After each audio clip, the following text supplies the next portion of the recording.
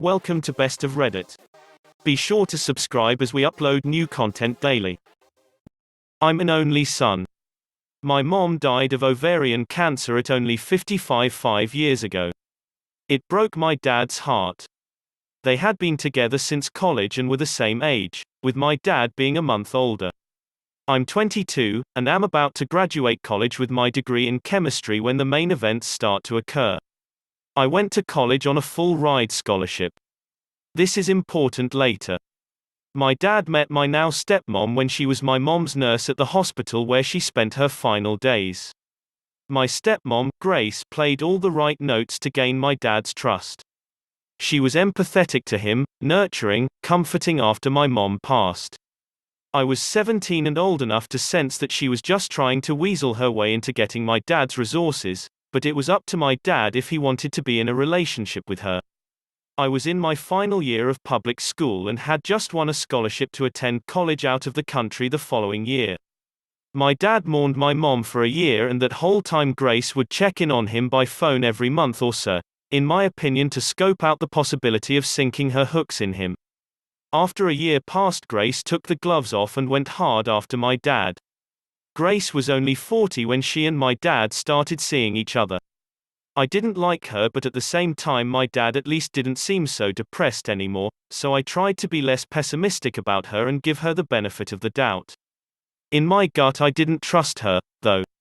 But we are Scandinavian, and at least in my family the son does not tell his father what to do or even offer any opinion. Grace is from the Czech Republic, if you're wondering. My father was a very successful banker during his career, and amassed quite a portfolio of wealth. I'll spare you the details, but after 6 months of dating, Grace and my father are married. My dad never really got over my mom though, and he was getting weaker and weaker even though he was only 57. Since his health was fading, he called me to him and asked me point blank, "Boy, what do you need to set you up in this life?" I told him I don't need anything, I'm a man and can take care of myself.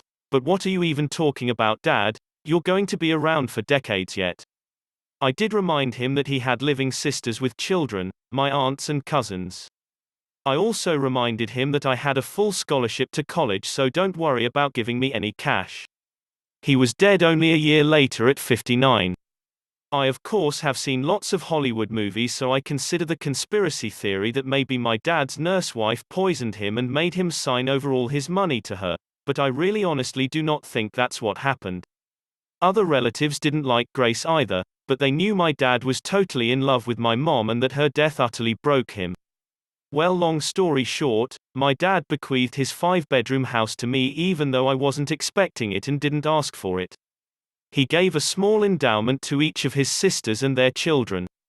He left about 80% of all his existing money to Grace, which amounted to several hundreds of thousands of dollars. My dad ignored me because he's generous to a fault and still gave me several tens of thousands of dollars, which were of course very useful to me. Grace tried to put on a friendly front, but I could tell she was angry as hell that she didn't get my dad's house, too. That belonged to me, and I had the legal papers to prove it.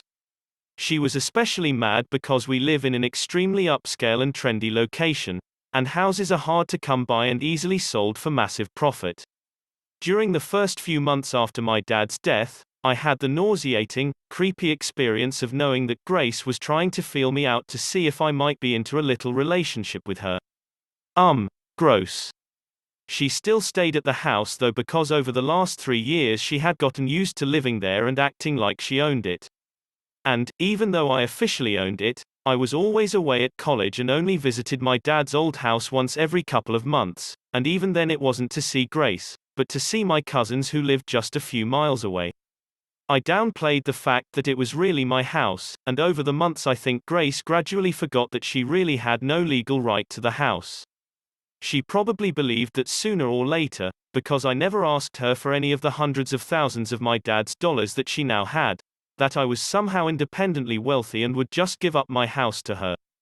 I knew I'd eventually hydrogen bomb this witch when she started dating some new guy only 5 months after my dad was in the ground, and one time when I came home from college after graduating, she and her new boyfriend, some sleazy looking dirtbag named Ivan, who was only a few years older than me, were acting like I was a guest in my own house and that they owned it. I played along. Grace told me she gave away my PlayStation 4 to Ivan's cousin because I'm too old to play with video games. I don't even know this dude and you give him my PS4 to give away to some other dude who I also don't know. I quickly changed all my network passwords that same day. I smiled, but I knew what I had to do eventually.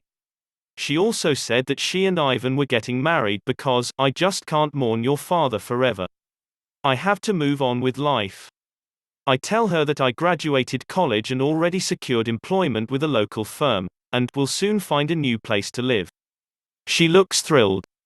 Especially the part where it looks like I'll soon have a new place to live. Then in a patronizing way she tells me, "You always have a place in our house though, you are welcome to stay whenever you please."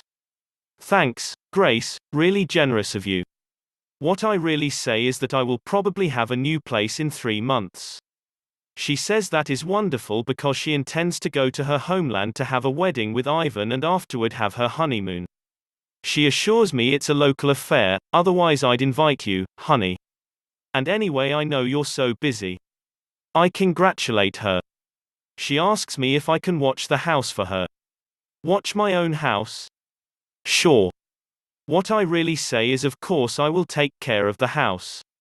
I am careful to not say your house. She and her dirtbag fiancé, who I am 100% sure is only there for Grace's money, go on their trip and I immediately put out advertisements in rental websites offering to lease my house. I hire movers and have all of Grace's furniture and possessions boxed up and put into a storage rental facility.